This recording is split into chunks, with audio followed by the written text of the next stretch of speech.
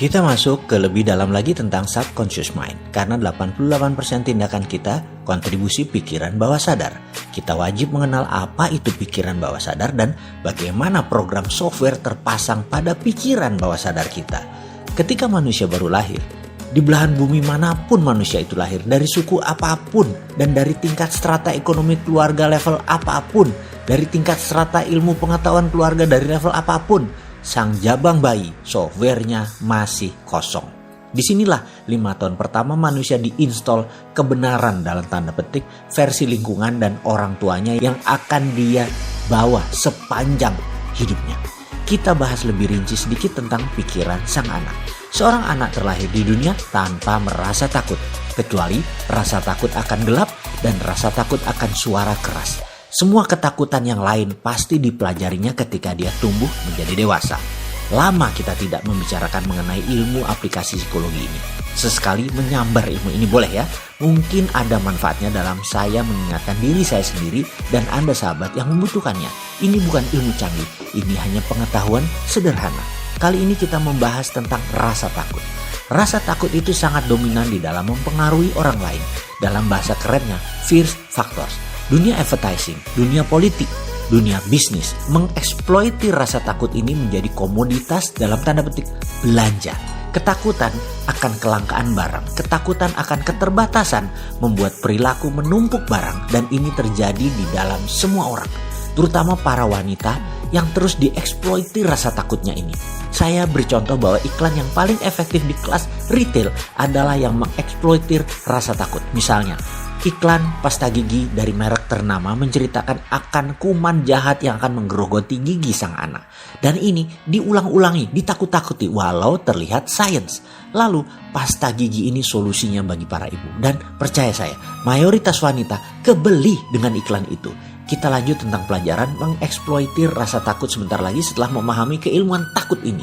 2 rasa takut utama yang biasa berkembang dalam diri kita semua adalah takut akan kegagalan, takut akan kekalahan, dan terus berkembang menjadi rasa takut akan kritik dan penolakan. Kita mulai belajar merasa takut pada kegagalan ketika kita secara terus-menerus dikritik dan dihukum saat mencoba sesuatu yang baru atau sesuatu yang berbeda.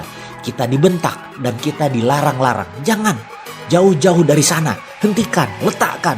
Hukuman fisik dan tidak ditunjukkannya rasa cinta, ancaman-ancaman yang dilontarkan yang membuat Anda merasa takut dan tidak aman seringkali mengiringi hentakan dan kritik-kritik seperti ini. Inilah muasal terbanyak rasa takut tadi tumbuh di benak manusia.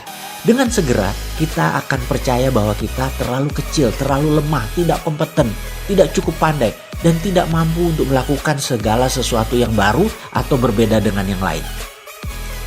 Manusia yang ditekan tersebut kemudian akan mengekspresikan perasaan ini dengan kata-kata, saya memang tidak mampu, saya tidak mampu, saya tidak mampu. Setiap saat dia berpikir untuk melakukan sesuatu yang baru atau menantang, reaksi otomatis dalam dirinya biasanya merupakan perasaan takut, gemetaran, dan perutnya mulai bergolak, tidak enak. Reaksi ini akan persis sama dengan ketika pantatnya ditampar oleh orang tuanya dulu. Lalu dia berkata, saya tidak mampu, saya tidak mampu. Itulah subconscious memprogram dirinya menjadi seseorang yang tidak berkemampuan.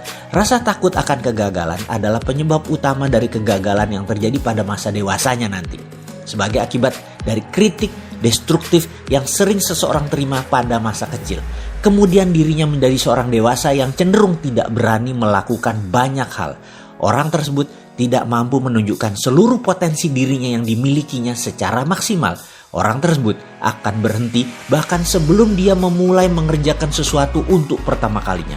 Bayangkan, pikiran manusia yang menakjubkan ini bukan dipakai untuk menghasilkan hal yang luar biasa, tetapi pikiran malah dipergunakan untuk mencari-cari alasan untuk mengatakan bahwa dirinya tidak mampu. Dengan demikian, apapun yang diinginkannya tidak mungkin didapat, tidak mungkin diperoleh. Kita merenung sebentar, melihat diri kita. Sudahkah kita benar dalam tanda petik mendidik anak kita dengan kritik destruktif atau nasihat dengan sapaan lembut yang membangun?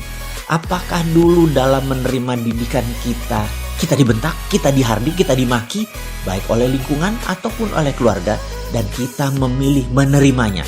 Atau kita sekarang memilih melepasnya atau tidak menggenggamnya lagi sehingga tidak mempengaruhi apapun pikiran kita saat ini.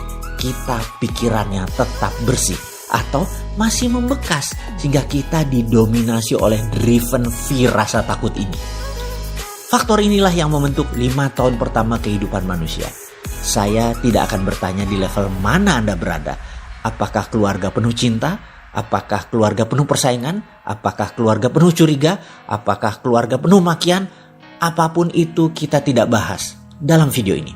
Anda yang merenung, karena apapun itu akan masuk di bawah sadar Anda masing-masing dan jadi sistem di dalam diri Anda.